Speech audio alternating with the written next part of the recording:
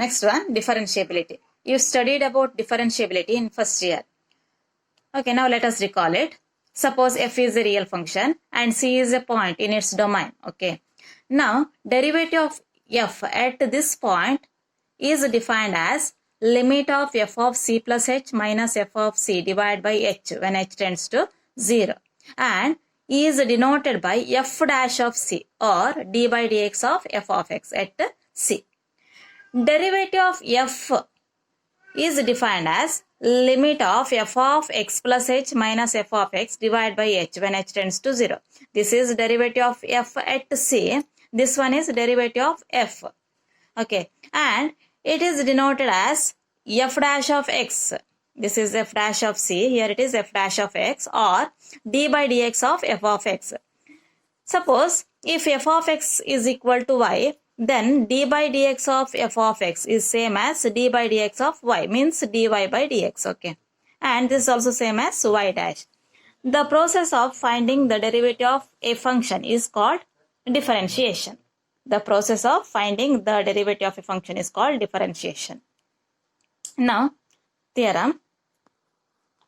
If a function f is differentiable at a point c, then it is also continuous at the same point. If a function is differentiable at a particular point, then that function must be continuous at the same point. Okay. Now let us prove this. Since f is differentiable at the point c, we have replace c plus h by x in this definition. You will get limit of f of x minus f of c divided by x minus c. Here when h tends to 0, x tends to c. Change the limit also, is equal to f dash of c. For x not equal to c, we can write like this. We have f of x minus f of c. It is same as f of x minus f of c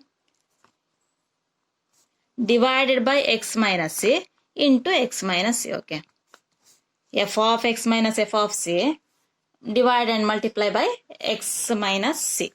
Now apply the limit on both sides. Both sides limit x tends to c. Apply the limit. You will get limit of f of x minus f of c when x tends to c, and here limit of f of x minus f of c divided by x minus c into x minus c when x tends to c. Okay. Now in first year you studied that limit of f of x minus g of x is same as limit of f of x minus limit of g of x. Apply that formula here. You will get limit of f of x when x tends to c minus limit of f of c when x tends to c. Similarly, you know that limit of f of x into g of x is same as limit of f of x into limit of g of x. You studied in first year. Apply that. You will get like this. Okay.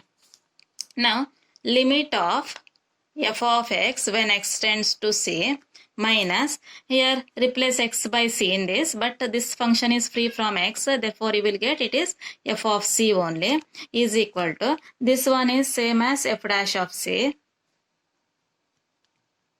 into, here replace x by c, it becomes c minus c, means 0. C minus c is 0.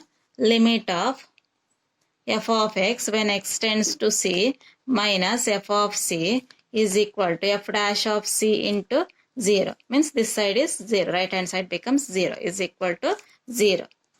Therefore, limit of f of x when x tends to c is same as f of c. It means the function is continuous at c. You studied in the previous class. If a function is continuous at c, then limit of f of x when x tends to c is same as f of c. Therefore, this function is continuous.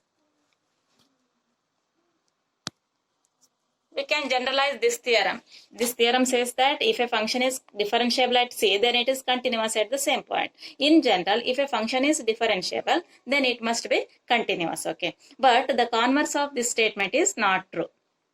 Differentiable ಆಗಿರುವಂಥ ಫಂಕ್ಷನ್ಗಳೆಲ್ಲವೂ continuous ಆಗಿರುತ್ತೆ, but continuous ಆಗಿರುವಂಥ ಫಂಕ್ಷನ್ಗಳು differentiable ಆಗಲೇಬೇಕಂತ ಇಲ್ಲ. It may be differentiable or may not be. Means converse of this statement is or this theorem is not true. Okay, sometimes the problem may be asked like this. Every differentiable function is continuous. Prove with an example that the converse of the above statement is not true. The converse. I already told that if a function is differentiable, then it must be continuous. But the converse means if a function is continuous, it may not be differentiable. It may be differentiable or may not be. Now take one particular example. It shows that the converse of this statement is not true. I will take the example of modulus function mod x. F of x is mod x.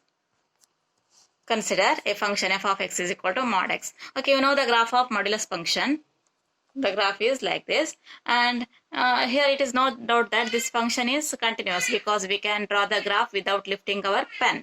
Okay, but at this point the function is not differentiable, means at 0.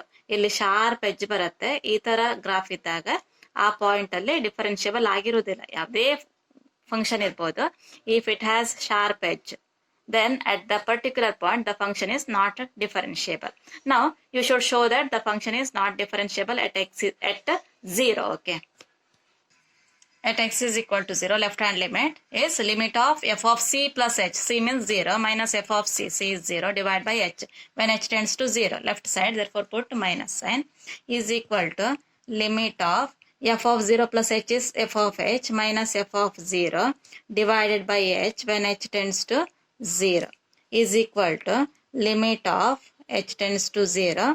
F of x is mod x. This is mod h minus f of 0 is mod 0 divided by h. Limit h tends to 0. Now means to the left side of 0. You know the definition of modulus function. Mod x is x if x greater than or equal to 0. Mod x is minus x. Means here it is minus h. If x less than 0. Okay, definition ಗೊತ್ತಿದೆ ನಿಮಗೆ. Mod 0 is 0. Leave that one. H. H by h is 1 minus 1. Similar, in the same way, calculate the right hand limit. You will get, apply the same formula, limit of f of c plus h. C 0 minus f of c divided by h when h tends to 0. Now, 0 plus h is h minus f of 0 by h.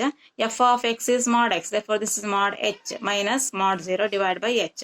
Here, right side, it is h only. Mod x is x if x greater than or equal to 0. Therefore, it is h. Mod 0 is 0. Leave it. Divided by h is equal to 1. Here, left hand limit and right hand limit are not coincide. Left hand limit minus 1. This is plus 1. They are not coincide. Therefore, we can conclude that this function is not differentiable at 0. Then final conclusion is this is not a continuous function.